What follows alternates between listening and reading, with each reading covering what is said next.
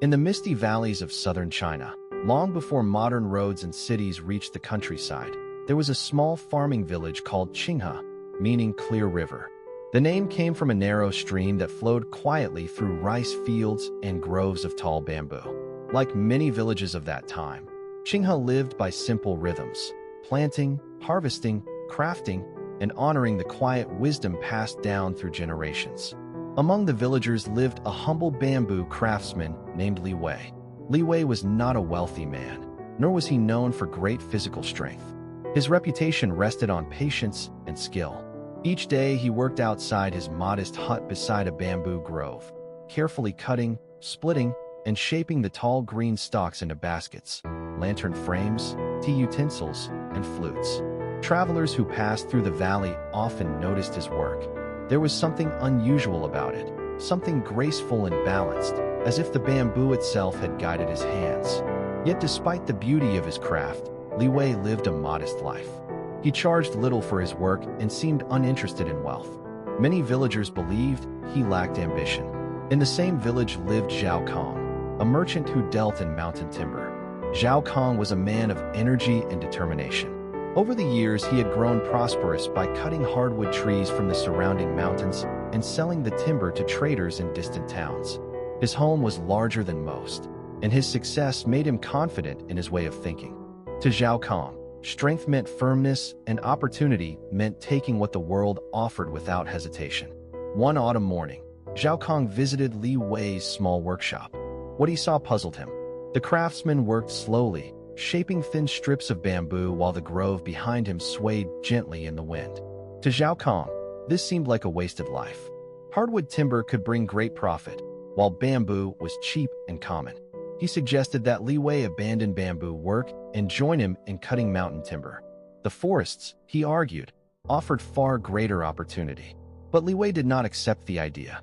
Instead, he continued his quiet work among the bamboo. His reasoning was simple. Bamboo grew back quickly and lived in harmony with the land, while old mountain trees, once cut, would take generations to return. At the time, Zhao Kong saw this thinking as foolish restraint. Then winter arrived. That year the mountains experienced one of the most violent storms in memory. Fierce winds tore through the valleys, snow piled high on the hillsides, and the ground became saturated with water.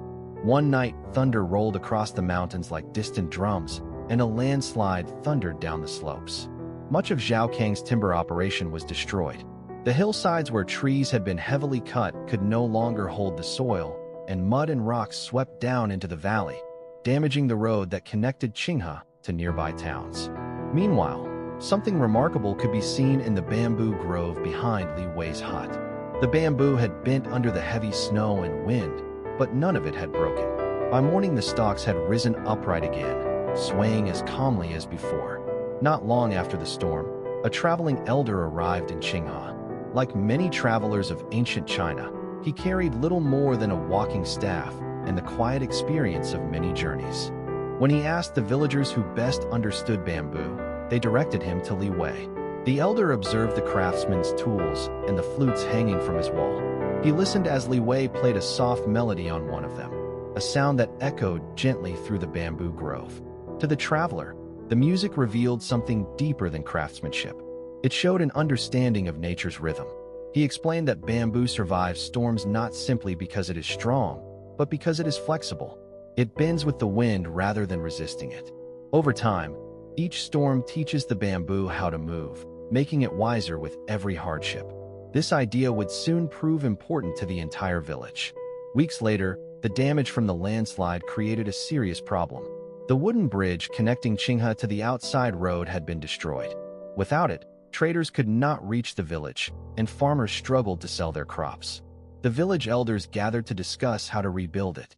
Timber was scarce after the storm, and cutting more trees from unstable hillsides was risky. At this moment, the travelers suggested something unusual. Instead of building another rigid wooden bridge, the village might consider a structure made largely from bamboo.